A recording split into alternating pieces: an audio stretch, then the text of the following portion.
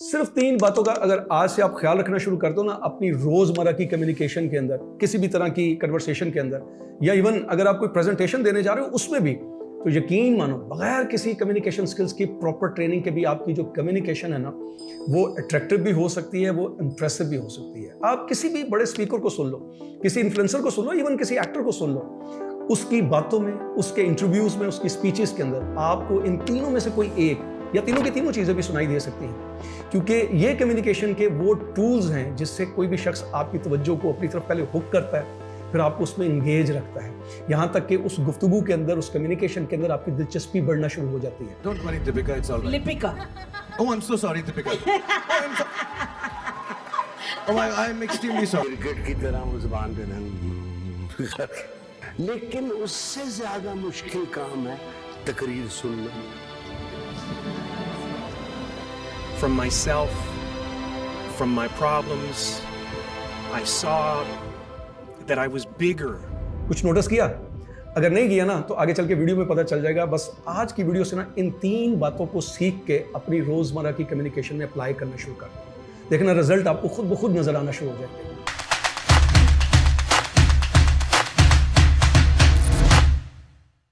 सबसे पहली चीज जो आपकी किसी भी तरह की कम्युनिकेशन को, और खास तौर पर अगर आप कोई प्रेजेंटेशन देने जा रहे हो, उसको तो बहुत ही अट्रैक्टिव बना देती है ना, वो है ये चीज। Sorry Shahrukh this side. I don't know, where are you speaking from? Shahrukh this side. कहाँ हो, कहाँ आप? यहाँ On the I'm second literally row, sorry second row, right? because Lipika here. I'm literally sorry. Don't worry, Deepika, it's all right. Lipika. Oh, I'm so sorry, Deepika. I'm extremely sorry. कि उठ के तकरीर करना, इससे होंठ सूख जाते हैं। तकरीर करना उसको पंजाबी में कहते हैं उदियां होठां ते पिपणी जम गई है। लेकिन उससे ज्यादा मुश्किल काम है तकरीर सुनना। मैंने ऐसी ऐसी तकरीरें सुनी हुई हैं कि मेरे दिल और जान और रूह से दुआ निकली कि या अल्लाह हुणे ज़लज़ला आवे ते ऐ ते पड़ेचो है या तकरीर कर। नोटिस किया आपने? ये दोनों बहुत ही बड़े नाम हैं। एक पाकिस्तान की बहुत ही मशहूर टीवी पर्सनालिटी हैं, माहिर कानून है, नईम बुखारी साहब। हम बचपन से इनको सुनते आ रहे हैं। ये टीवी पर प्रोग्राम होस्ट किया करते थे। उस वक्त हमें ना लॉ के बारे में कुछ पता था, ना कोई पॉलिटिक्स के बारे में पता था, लेकिन जब भी ये कोई टीवी प्रोग्राम होस्ट करते थे ना, हम बड़े शौक से टीवी के सामने बैठ के इनकी बातें सुना करते थे। वजह क्या थी? इनका ये सेंस ऑफ ह्यूमर। अभी आपने शाहरुख को भी देखा ना, ये खातून जो उससे सवाल कर रही थी उसको नजर नहीं आ रही थी, तो उसको उसने कैसे एम्बैरेसमेंट से बचाया? Just by giving the touch of humour. क्योंकि ह्यूमर जो है ना, that is the key to touch your heart.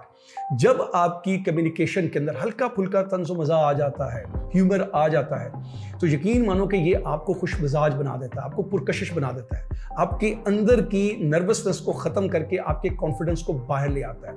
इसलिए अगर आप अपनी कम्युनिकेशन के अंदर ह्यूमर को शामिल कर लो ना, तो this is also the quality of A healthy and witty mind. दूसरी चीज़ भी ज़रा नोटिस करो नईम बुखारी साहब की स्पीच में। मैं कहा यस ओनली बाय लुक्स।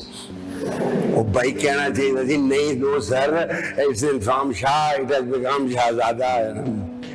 फिर उससे कुछ देर के बाद मुझे पूछा कि why do you want to join the army?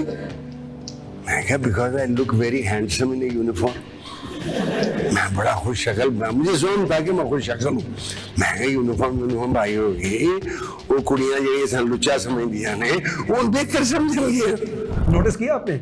वो ना एक वाकया सुना रहे हैं, जो भी टॉपिक है, जिस टॉपिक के ऊपर भी वो स्पीच कर रहे हैं, उसमें वो अपनी पर्सनल स्टोरीज को, पर्सनल वाकयात को शेयर कर रहे हैं। Story telling, that is the की।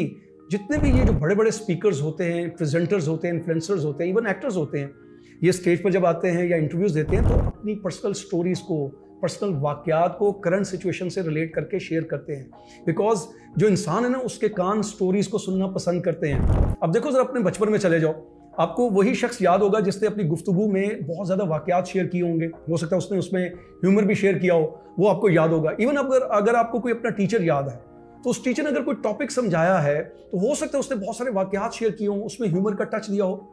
ये देखो ना, अभी नईम बुखारी साहब जो हैं, ये बचपन से हम इनको सुनते आ रहे हैं, डिस्पाइट द फैक्ट कि ये जो इनके प्रोग्राम्स होते थे सीरियस मौज़ूआत पे होते थे। He used to talk about politics, law या सोशल इश्यूज के ऊपर बात किया करते थे, लेकिन हम बड़े शौक से बाय चॉइस टीवी के सामने बैठकर इनकी बातों को सुना करते थे।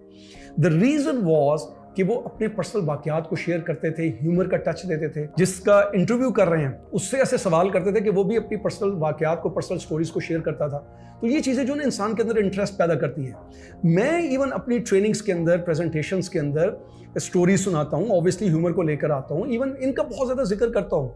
इवन देखो ना, ये जो मैं वीडियो बना रहा हूँ तो इसके लिए मैंने उन्हीं की स्पीच को सिलेक्ट किया, उसी स्पीच में से मैंने वो 2 एग्जाम्पल्स दिए, 2 टूल्स बताए, और इवन अब जो तीसरा टूल बताने जा रहा हूँ वो भी इन्हीं की स्पीच से बताने जा रहा हूँ, जरा गौर से सुनो। एक हमारे साथ प्रॉब्लम ये हुई कि हमारे साथ कोई लड़की बात नहीं करती थी, और वो जो कुब्बा थिएटर करते हैं ना, टेढ़े बेजे में मुंडे लंबे लंबे बाल रखे हुए, उनके नाखून में मैल जमे, उनके साथ बैठी रहती थी। नोटिस किया आपने कि वो जो अल्फाज यूज कर रहे हैं ना, वो कोई जर्गन्स, टर्मिनोलॉजीज, भारी भरकम किस्म के वर्ड, शुस्ता किस्म की उर्दू यूज नहीं कर रहे, बहुत ही सिंपल वर्ड यूज कर रहे हैं, क्लियर एंड विविड लैंग्वेज, ऐसे अल्फाज जो आपके जहन में पिक्चर बनाते हैं। Because human mind senses the picture, इंसान का जो जहन है ना वो पिक्चर्स में समझता है। लफ्ज़ों से इंसान तस्वुरात की दुनिया में चला जाता है, या तो अपने माजी में चला जाता है या वो फ्यूचर में चला जाता है। तो जिस इंसान के अंदर ये क्वालिटी होती है ना कि कम्युनिकेशन में वो ऐसे अल्फाज इस्तेमाल करे कि जिससे सामने वाले या सुनने वाले के जहन में पिक्चर्स बने, वो फौरन सामने वाले की तवज्जो को अपनी तरफ हुक कर लेता है, उसको अपने साथ इंगेज कर लेता है। अगर वो पर्सनल स्टोरीज लेकर आएगा, ह्यूमर को लेकर आएगा, तो उसको मुसलसल इंगेज करेगा, क्योंकि उसकी अपनी गुफ्तगू अट्रैक्टिव हो जाएगी। सो अगर आप अपनी कम्युनिकेशन को अट्रैक्टिव बनाना चाहते हो, इन्फ्लुएंस करना चाहते हो सामने वाले को, तो आज से ना थोड़ी प्रैक्टिस शुरू कर दो, आहिस्ता आहिस्ता करके एक एक क्वालिटी को लाना शुरू करो। एकदम नहीं होगा, आहिस्ता आहिस्ता होगा, थोड़ी कोशिश जारी रखना, क्योंकि अक्सर मैं ये कहता हूँ कि ज़िंदगी कभी भी परफेक्ट नहीं होती, ये मुसलसल कंस्ट्रक्शन का नाम है, खुद के साथ जदोजहद करना पड़ती है। सो अपनी कम्युनिकेशन को, अपनी रोज़मर्रा की जो कन्वर्सेशन है, इसको अगर आपने अट्रैक्टिव बनाना ना, तो कोशिश करो कि आहिस्ता आहिस्ता ये तीनों क्वालिटीज़ उसके अंदर आ जाए।